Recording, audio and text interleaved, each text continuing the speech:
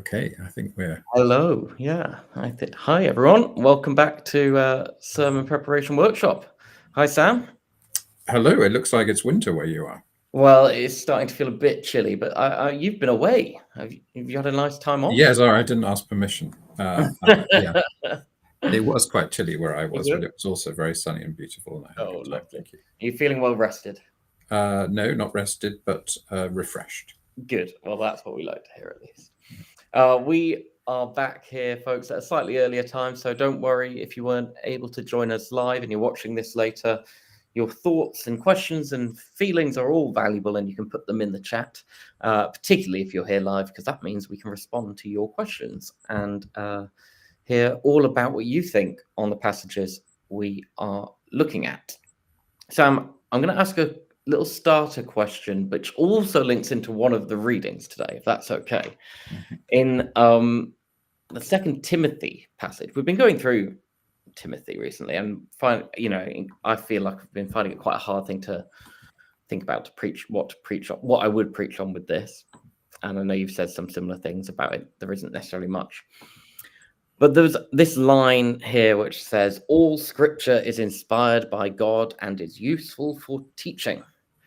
And I wonder if you could very, succinctly explain what are the different ways of viewing scripture. And, there's some ways that see it quite literally and some ways that see it perhaps, it's all story. Or is there a middle ground, or what are the ways of looking at scripture? Okay, can I just start by having a little go at that passage, that verse? So, one of my frequently quoted lines is the people that wrote the New Testament didn't know they were writing the New Testament. Yeah. So this is not about the New Testament. This is, if you're going to preach a sermon on this passage, you are not saying, Jesus said, I am the way, the truth, and the life, therefore deal with it. That's not appropriate sermon for this verse. An appropriate sermon for this verse is the question I feel I've been asked in our theology group probably the last 5 times, almost regardless of the theme, which is, what do you do with all the smiting in the Old Testament? Yeah. That seems to be like a revolving door, which is because of Gaza, obviously, and people are wanting to be faithful to the witness of Scripture, but also keep their eyes open about what's happening in front of them. I think this would be a great Sunday for that sermon, as I've said before, but I'll say briefly here. I think that the Bible was put together in exile. The big questions were, number one, how did we get here? And number two is, in what way is God still faithful? And that the Old Testament contains several possible options for how do we get here, of which we didn't do enough smiting is a very big one, but also we didn't look after the orphan and the widow, and we did too much idolatrous stuff, and there were various others. But a sermon that explained that, I think, would be very helpful to people. That the Old Testament is not all smiting, but it does, and it contains a number of sort of theoretical answers to that question of how they ended up in Babylon. Anyway, I could, it will have to wait for another day for a longer version of that. But so that's the first thing to say. In terms of Scripture in general, the way I like to think of it, and if people want a longer version of this, they can find it in I think that in the sort of Scripture introductory chapter of my book Introducing Christian Ethics that I wrote with Ben Quash, and then also wrote with Rebecca Eklund, the second edition. Basically, what I say there is, if you think about what inspiration means, you can think of it in 3 ways. Number one, the events that are described, particularly for the sort of quotes historical passages. So, God called Abraham. Do we believe that happened in some form, or that the retelling of that story conveys a truth? A bit like people think about the fall narrative. It's true about human nature, even if it's not a historical account. So that's the events described. Secondly, the writing. the inscription of those events. Is that where the inspiration happens? So if you take, for example, whatever happened in the crossing of the Red Sea in the book of Exodus, is the inspiration in the fact that traditionally the Charlton Heston, the waters parted? Do you also see inspiration in the fact that it crashed back over the Egyptians? Some people might struggle with that today. Or do you see in the fact that the way the story came to be recorded, and it's actually the recording that's the inspired part? I mean, obviously these aren't mutually exclusive. And then the third one is what's certainly in my book, Improvisation, I adopted the language not original to me of the performance of Scripture. In other words, when the church reads about what is written and then tries to live out, bring forth the fruits of those convictions in its life. And so to me, to be obsessed with the inspiration of Scripture is to concentrate on the second and to lose sight of the first and the third. And most particularly, where it matters is, the point of the Bible, in my humble opinion, is to point to Jesus. So the danger is that you can make the Bible more important than Jesus if you become obsessed with the inspiration of Scripture.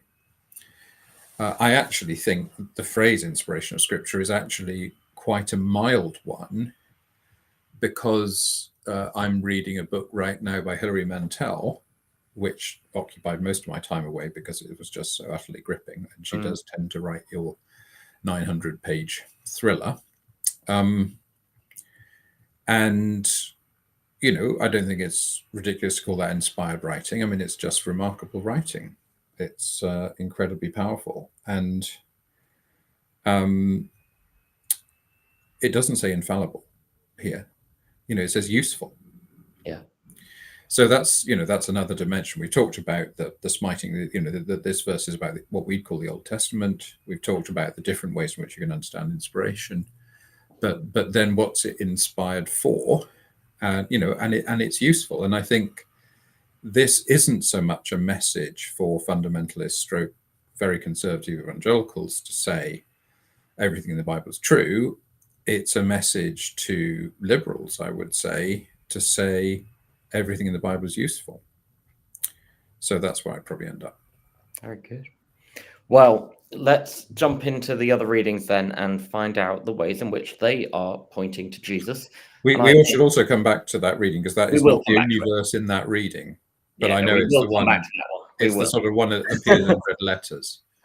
Okay, so the really interesting passage of, all of these are really interesting passages, and they all beg for kind of left field sermons in one way or another.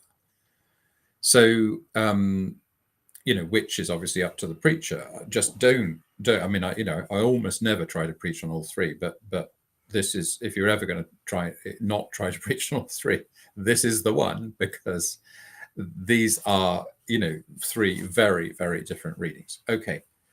Four, I suppose. But so if we start with Jeremiah, then the first couple of verses are all about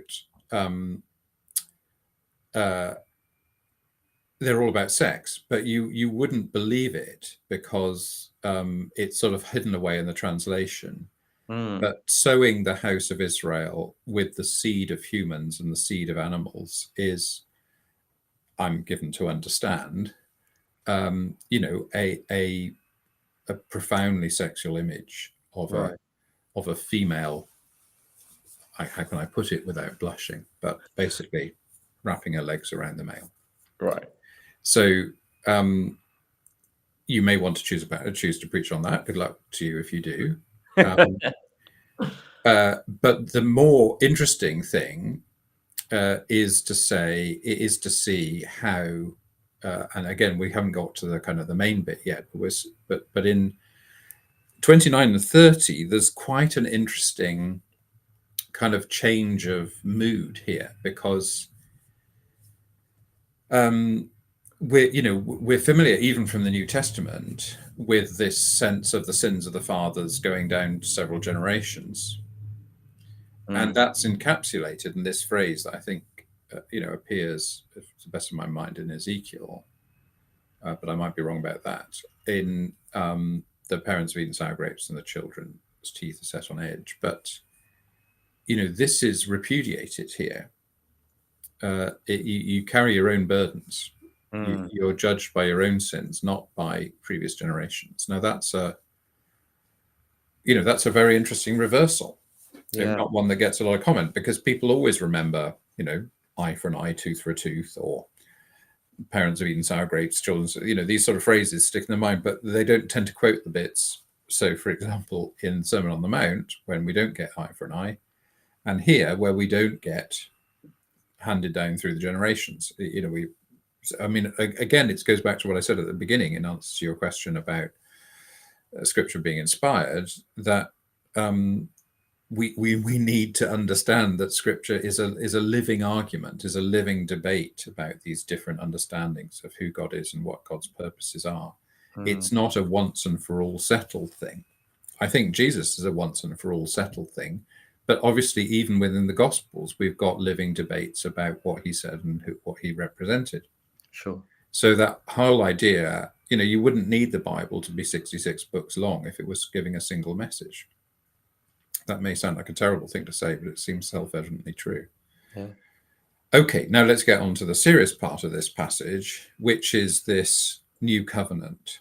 Yeah, this is the most. Now, this is absolutely begging for preaching right now. It's very difficult to preach right now because as we speak, and I don't know how long this is going to be the case, but as we speak, it's not clear whether Hamas's response to the American ceasefire arrangements are going to be considered adequate by the Americans or the Israelis. So it's it's very difficult for those for me trying to guide those preparing how to respond topically to this. But obviously, it's not the job of the preacher to get inside the head of the radical Palestinian leadership or the radical Israeli leadership, or let alone the radical American leadership. We won't even go there. So that's not what this is about. But it is what this is about is two things. One is does this passage reject Israel and replace it with Christianity? To which the answer is clearly no. Because it's talking about a new covenant with the house of Israel and the house of Judah. In other words, with Israel as we think of it in the Old Testament sense. But this has been used by Christians for 20 centuries to say Israel had a covenant with God on tablets of stone, and we have a covenant with God written on our hearts. So I'm not being facile by asking that first question.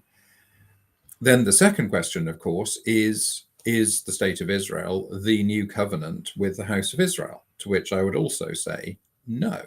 But I think it's extremely topical, and I think the churches or clergy particularly are constantly hand-wringing about how to preach in the face of Gaza and things. Well, doing a proper exegesis of a passage like this is what you're ordained for, sunshine.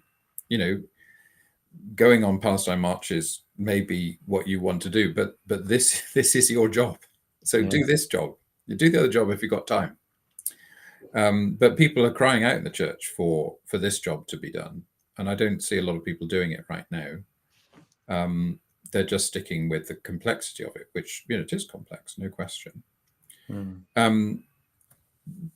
And I think one of the key ways to talk about this is afraid, a hobby horse of mine. I haven't published much about, but I've spoken a lot about over the years, which is the difference in a covenant and a contract. Yeah. And I think that's really helpful in relation to marriage, for example. But we're not talking about marriage here, although the word husband does come into this passage. I think it's really helpful in understanding the continuity of God's love for Israel, even despite the exile, even despite the death of Christ, even through the persecution of Israel through the centuries, the Holocaust. and then whatever you make theologically of what's happening today, which is obviously extremely painful. So again, I'm not going to close that down, but I have preached a couple of sermons on this at St. Martin's and wrote an article in the Christian Century like 6 weeks ago or so about this. So, I think I've got quite a bit of stuff out there on this. But I think that's what's begging to be preached on this passage. Yeah, good. Okay, well, let's touch briefly on the Genesis passage. I mean, it's a great story, a famous story. Yeah, I can imagine you having a lot of fun with this. I mean, a lot of fun with this. That's right. So, this is basically saying Israel, the other name for Jacob, means, the one who strives with God. This is a, I know I do this a lot, but this is a kind of the whole Old Testament is in this passage, kind of a passage, really. And it's kind of saying to you, because of the mysterious nature of the man, and then that I've seen God face to face, this is God and Israel struggling. Can't live with them, can't live without them. And I've certainly preached on this passage at a funeral with a person who was very difficult to live with and was his own worst enemy. And there's lots of pastoral themes in this. And I think if I was going to preach on this passage today, I probably wouldn't preach on the Israel-Gaza stuff. I'd do that from Jeremiah. Yeah. But I think I would talk about I think I'd probably talk about something as a motif I've used before a number of times. I want to tell you about two people, Jane and John. I'm sure that you could think of more sophisticated names, but let's call them Jane and John now. And Jane was a person whose struggle was really with herself, and it gave grief to everyone around her. That's not about blaming her, because there were plenty of things to struggle about. And here's John, whose struggle was really with God. And actually, his struggle with God brought significant fruits for those around him. And both come out of this passage because, Jacob, his struggle appeared to be with Esau, appeared to be with his parents. But, this is saying his struggle was really with God. And in a sense, this is almost a defining passage for Genesis, let alone Old Testament, because Genesis was all about sibling rivalry. Yeah. But in this, that rivalry is revealed to be something more profound. So I think as a pastoral sermon for those for whom life is a battle, and for whom resolution never really fully comes, but is only experienced as a kind of limp. And Marianne Buddy, when she came a few weeks ago to St. Martin's, talked about, will we get over this? But quite interestingly, from the two parables at the beginning of Luke 15, although she couldn't resist bringing a bit of prodigal son as well, we will get over this, but we'll still have the limp.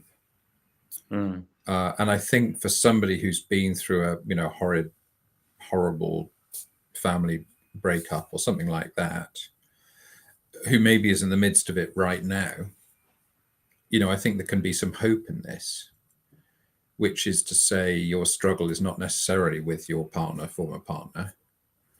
There's a bigger struggle going on there, and you will get through this, but there may well be a limp, at least for some time. I think there are some pastoral things there that, and like in many ways the best sermons, it's constantly flipping between the lyric of your personal experience and the epic of the whole story of the Bible. Yeah. So there's you never get tired of preaching on a passage like that. No, definitely not. And can I ask then as well, in terms of this being the passage linking to the gospel. Is it what? Yeah, yeah. Okay. Well, we should go to the gospel. We're slightly running out of time, but Okay. why don't we do that? Yeah, no, I think it's a bit of a stretch, isn't it? It feels like it, but I'm wondering whether I was missing something. You'd think that the gospel was looking for a story about a judge or something like that, or something from Proverbs, or but it's not there, is it? No. So we'll come back to Timothy if we've got time. Yeah. But we have obviously gone for the main point in Timothy. So I think I'll always associate Luke 18 with the annual disability conference we had at St. Martin's, and I think it was about 6 years ago. We've had them every year since 2012, either in the building or online, and this year is going to be hybrid. But I thought about doing a talk, and I shared the talk that I'd prepared with one person who thought it was a little bit strident, and I was saying some things it wasn't really my place to say. So I obviously thought I was right and that person was wrong, needless to say, but I did what I was told. And what I did instead was I gave the passage to the whole conference, which was about 75 people, and got them into small groups. And instead of telling them what the passage was about, I actually asked them what a novel idea. It didn't come naturally to me, needless to say. But I said, tell about if you had to choose, I can't remember exactly how I put it, but it was more or less, if you had to choose which of the two characters, the widow and the judge, exhibited more typical features of neurodiversity, which would you choose? And there then ensued a really fascinating 20 minutes where all the things that I was planning to say about neurodiversity and this passage were said, and then a good few more. But what I wasn't doing was telling people this was what neurodiversity was, or this was what the passage meant. So trust the group, I guess, was the message of that, which of course I've still failed to learn more often than not. But nonetheless, it was a really rewarding time. And, to cut to the chase, I think, what I said that day, which a number of people have quoted back to me since they hadn't heard anyone say before, is maybe this passage is telling us that God is neurodiverse. And that for a number of people, that was a transformative thing to hear somebody say. But if the widow doesn't take no for an answer. She's got a one-track mind. She won't stop. She seems irrational. These are a lot of features that people talk about in relation to autism, for example. And then the judge, won't listen and is stuck with his own opinion, seems impervious to justice around him. Again, these are tropes that may, in some contexts are very unhelpful, but in some contexts, when you look in the passage, are intriguing. Yeah. So if you're going to open up a passage in a kind of modern discourse sense, i.e. using language, I don't think neurodiversity as a word appears in the New Testament. I can't remember last time I checked. But, if you're going to sort of say a lot of the stuff is there, they just had different language for it, or they used demon language occasionally, or whatever, then I think this is a great passage for doing some work like that. And it can be incredibly liberating for many people. Because it's becoming increasingly apparent that we're all something. We'll all have some kind of psychologically labeled by the time the century is out. So maybe a lot sooner. So clearly, there's also a sermon to be preached about intercessory prayer. And there's a sermon to be preached about both praying and doing. She beats the door down. I think I'm right in saying that in the Greek, there's even a sort of hint of violence expressed by the judge. Wear me out is too mild a translation. She'll beat me down. Right. So there's something about a kind of whole body and soul sense of investment in prayer going on there. So again, another great passage for both the theological and the ethical dimensions, and then with the extra possible dimension of talking about a theme that probably everybody in your congregation experiences in some level. I'm talking about neurodiversity now, but until recent years would never have popped up in a sermon. No. Can I ask very briefly on this? When we're looking at parables and things, we're often thinking about, okay, so where is, Christ, the character here? Is Christ the widow, the judge, neither or both? Well, I think I think this is where I would want to leave it unresolved. Okay.